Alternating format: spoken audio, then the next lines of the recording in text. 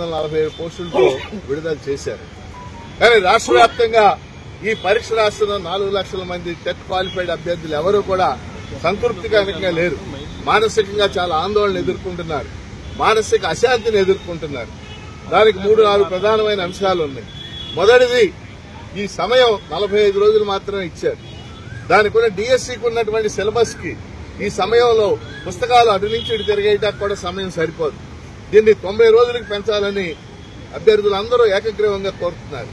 ఎందువల్లంటే గతంలో ఎస్సీ వర్గీకరణ కోసం దీని 5-6 నెలలు నోటిఫికేషన్ ఇవ్వలేదు. ఇప్పుడు ఇంకో 45 రోజులు అదనంగా ఇచ్చిన వల్ల పోయేదేమీ కూడా లేదు. అందువల్ల సమయం 90 రోజులు అంటే ఇంకో 45 రోజులు కూడా ఇవ్వాలని అభ్యర్థులు డిమాండ్ చేస్తున్నారు. రెండోది, వయో పరిమితి. డిఎస్సికి 2018 44 ఏళ్లు, ఇప్పుడు కూడా 44 ఏళ్లే ఇచ్చారు. 2018 నుంచి డిఎస్సి ఒకటి కూడా రాలేదు, 7 ఏళ్లు గడిచిపోయింది. అనేక మంది అభ్యర్థులకి వయో పరిమితి మించిపోయింది, వాళ్ళకి ఏజ్ బార్ అయిపోయింది. అందువల్ల వయో పరిమితిని 47 ఏళ్లకు పెంచాలని మేము కోరుతా ఉన్నాం. 47 ఏళ్ల కనుక పెంచితే ఎస్సీ ఎస్టీ అభ్యర్థులకి మరో 5 ఏళ్లు, బీసీ అభ్యర్థులకు 5 ఏళ్లు రావడానికి అవకాశం ఉంది.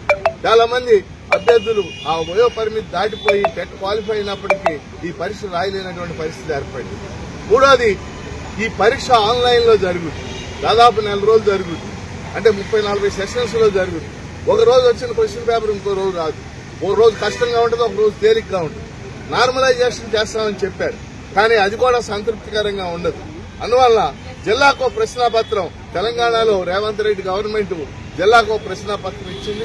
అదేవిధంగా ఇక్కడ కూడా 13 జిల్లాలు, ఉమ్మడి జిల్లాలు ఇస్తే సరిపోతుంది. 13 జిల్లాలు 13 ప్రశ్నాపత్రాలు ఇవ్వాలని కోరుతా ఉన్నాం. ఇవి కాకుండా అనేక మంది అభ్యర్థులు టెట్